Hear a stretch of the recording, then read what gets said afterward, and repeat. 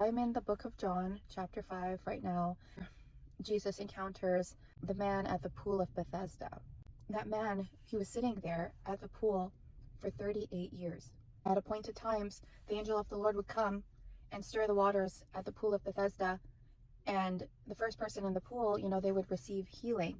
And for 38 years, he was there with these other people, waiting for his turn for the waters to stir. Jesus asks him, "Do you want to be healed?"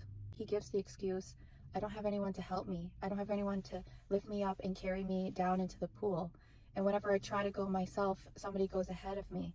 He gave God an excuse as to why he couldn't do it. And how many times had he said that? How many times had he rehearsed that? How many times have I given an excuse? How many times have I rehearsed it, over and over, why I can't do something, why I can't go, why I can't move, and why I'm still in this position? The Lord's question wasn't to judge him. It wasn't to, to be mean to him anyway. It was just getting to the heart of the issue. He was paralyzed, not just physically, but he'd been living that way for so long that mentally, emotionally, he was paralyzed. He was depressed and miserable. And I can understand that. You're living in a situation for so long, and sometimes you don't get the better of the situation gets the better of you, and you start to feel frustrated and depressed and miserable, and you think, this is never going to change, so why even try? You just give into it.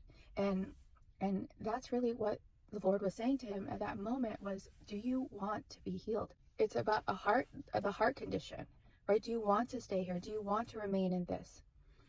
Or do you want to be healed? He gives God his excuse. And the Lord later says, and this is what really struck me, Jesus says to him, "Get up, pick up your bed, and walk." Those are 8 words. And we know in Hebrew that 8 represents the number of a new beginning. But I read it originally. I don't know why I counted it, but I counted Jesus's words, and it's 8 words. Get up, pick up your bed, and walk. 8 words. God transformed his life, gave him a new beginning when he had been living for 38 years one way. He didn't just sit there and be like, "Oh, it's not going to work, Lord, it's not." He responded to God's words, and Jesus didn't mix his words. He was very, very clear. Those are action words. Each one of those. Get up, that's the first action. Pick up your bed, that's the next action. And walk, that's the next action. Each one of them you have to respond to. And all his excuses are now out the window, not keeping him down and trapped in that.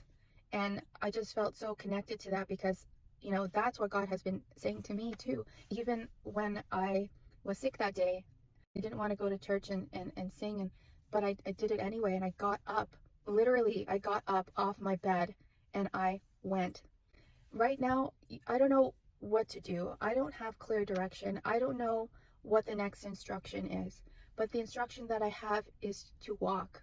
Don't stay where you've been paralyzed. Don't allow that paralyzation to now go down inside of you and paralyze your emotions and paralyze your thinking and paralyze you from dreaming and living and moving forward. Don't allow yourself to remain there. As you walk, God will give you instruction.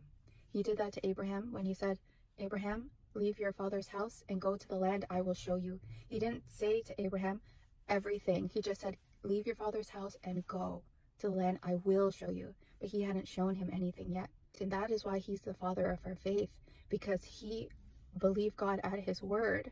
God is a God of new beginnings. God is a God that wants what is good for us, because he says that in his word. "My thoughts towards you are good and not for evil, to give you hope, to give you a future."